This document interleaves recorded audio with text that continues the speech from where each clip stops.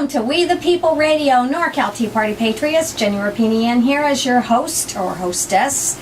Let me tell you first who the Tea Party Patriots are and what we stand for. Tea Party Patriots have been around for about 2 years now, a little over 2 years, and we stand for 3 core values: fiscal responsibility, constitutionally limited government, and the free markets. And it's very difficult to disagree with that, I find, with talking to most people. Another thing that differentiates the Tea Party Patriots from other groups within the Tea Party movement is that we are not a PAC, a political action committee, and we are not a 527, and we do not accept any funds from any political party because, frankly, as I've said many times before, they've all lost their way. So that is who we are, who we stand for. We are sponsored today by Dick Randall of the Lost Trail Ranch in Cupertino.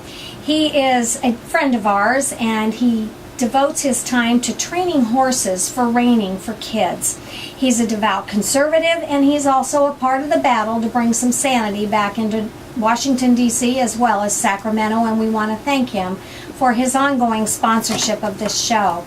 We have a guest with us today that many of you know as General Fremont, more recently known as Samuel Adams. What many don't know is that Rex Ruth and his family, his grandparents came here as immigrants from Mexico, and he's here to tell us a bit of his story of how he came to understand and love the California Constitution. Welcome, Rex. Hello. Glad to be here. I have a frog in my throat here. First, I want you to tell us just a little bit about your family's story, how they came to America, and how your life was affected.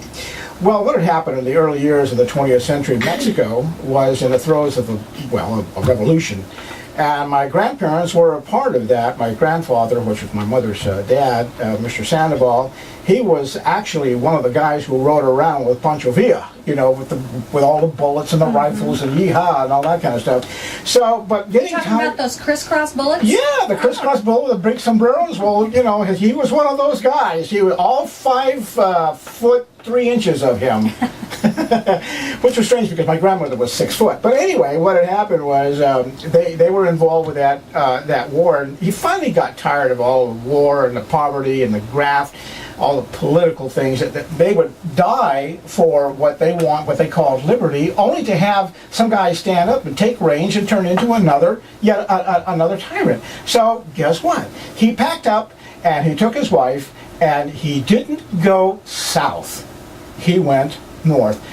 Well, why not? Anybody wants to have a better life, guess where they go? Cuba? No. They come to the good old United States. Why? Because everybody has the ability to be what they want to be in this country. And he did not know, neither one of them knew a lick of English. They came here, they had their children. They came here, they had their children, and what had happened is my mother was born in Tucson, and along with 7 other siblings. My uncles ended up going to war, World War II. One went to the Pacific, one went to the European theater. My Aunt Martha ended up building bombers for the United States of America. They worked in the canneries, and they did all kinds. My mother, who had a wonderfully beautiful voice, used to sing for a radio station, and she used to play her guitar and sing for kind of like a USO type of thing, where the troops were entertained. But she had a lovely voice, as I said. But anyway, that's how I got here.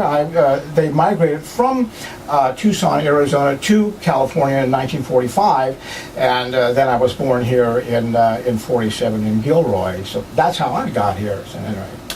Well, now, give us a history summary of how you came to know and understand the California Constitution. Some of the talks that you and I have opened my eyes to things I never realized about the California Constitution.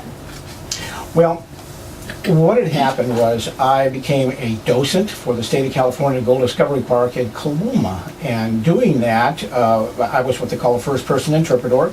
And I was living in the town of Cool at that time, and the town of Cool was named after a gentleman who was a Reverend Aaron Cool. And so I said, gee, I'll take on his character, and I will develop his character and these speeches at the park as Reverend Cool.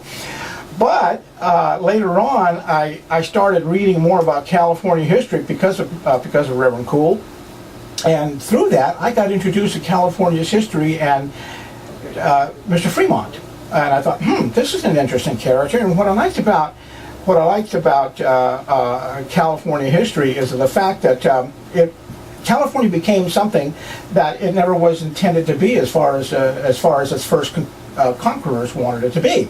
It became a free republic. And so what happened was I got involved with studying all of the history, and I found out this: Mexico was conquered, as you know, by the Spanish in about 1500s, and Spain also explored what was called Alta California. They set up the missions, and Camino Real, and all the missions went all the way up to Sonoma. But Spain ruled with an iron hand, being a European form of government, which was top down. And so eventually the people in Mexico, or Mexico as we say in Spanish, they got tired of all of the tyranny. They overthrew the Spanish government, and in 1821 Mexico declared her independence from Spain and claimed all of the former Spanish dominions in what we call North America, or North America, which includes, of course, Alta California.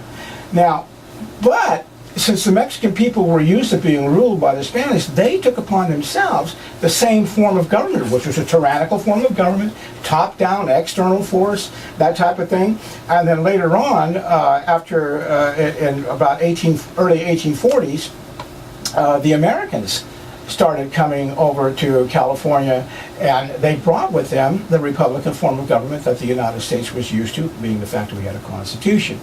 And so at that point, Mexico got so tyrannical, the people of California overthrew the tyranny of Mexico ruling California, and basically in the spring of 1845, the Californios overthrew the Mexican government here in California and sent the Mexican government, the last Mexican governor, his name was Michael Torena, they sent him packing, along with his armies called Cholos. And so what happened was, now California was free, basically, to be what they wanted. So California was split in two warring factions. One was getting ready to invade the other. And so Britain stood up and said, we can't have this. Why don't you let California be a protectorate of Britain? France said, whoa, wait a minute, we're not going to let you do that. So they said, we're going to be a protectorate. And before you know it, you had the French, you had the Spanish, you had certainly the Russians in Bodega Bay were trying to invade California, and you had all of these foreign countries, and Mexico couldn't do anything to keep California from falling into foreign hands. So the United States they flew the American flag. Mexico declared war on the United States because of Texas. We conquered the Mexican, the actual country of Mexico belonged to the United States in 1847 because by virtue of the fact we conquered Mexico. And so, but being the United States, we hauled down our flag and we went home, and Mexico belonged to the Mexican people once again, but California was bought. You see, what people don't understand is California was not taken away from the Mexicans. The Mexicans lost California in 1845. We brought to this country, we brought to California a Republican form of government, and by the way, what had happened in 1849 when the war was over and California now was becoming a territory, it was the military governor who said we need to have a constitution written. So he called for a constitutional convention, and guess what? The Latinos here in California were invited to come and sit at the table along with everybody else, and they hammered out a constitution that protected their rights. That constitution, therefore, was, when it was finished being drafted, it was printed in English and in Spanish. So the Spanish-speaking people themselves can know the instrument that was going to guard their liberties. And ever since then, of course, in 1850, California became a state. So, it became a part of the Union. So that's a lot of part of history that people simply do not know. Right. So- I had no idea until you and I had that conversation about a year ago. Tell me why you took on the character of General Fremont. Because he was a character. Well, first of all, I chose to do reenactments of historical personages. Okay, personages, because I found that there was a direct link between the applications of their problems versus what we have today, and how they, i.e. Mr. Fremont, had taken the situations that they had back then and applied the principles that we have back then to today. At any rate, he was a scientist, he was a mathematician, a teacher, explorer. Although he was a Southern gentleman, he was an abolitionist. The Native Americans loved him. The matter of fact, the Californians here, they joined his army to fight against the oppression of Mexico. He became the very first Republican to run for the presidency of the United States in 1856. He wrote as a major general in the Union Army by order of President Lincoln. He's the first guy to write the Emancipation Proclamation in 1861, and Lincoln, by the way, made him rescind it. So he had quite a history behind him, and I really enjoyed doing reenactments of him. Now, you've also just recently taken on doing the reenactments of Samuel Adams, and we've got about 1 minute. So tell me a little bit why you made that switch. Okay, well, it's not necessarily, okay, it's a switch, yeah, okay, 1 minute, Samuel Adams, all right. He was a true patriot who never gave up on the ideas of liberty, no matter what happened, no matter how bleak things looked. Hey, if we read Samuel Adams, we learn one thing about him, no, two things about him. Number one, he believed in his creator, that's just the sum of it. And number two, he believed that creator had providentially raised the United States to be a force in the world for good.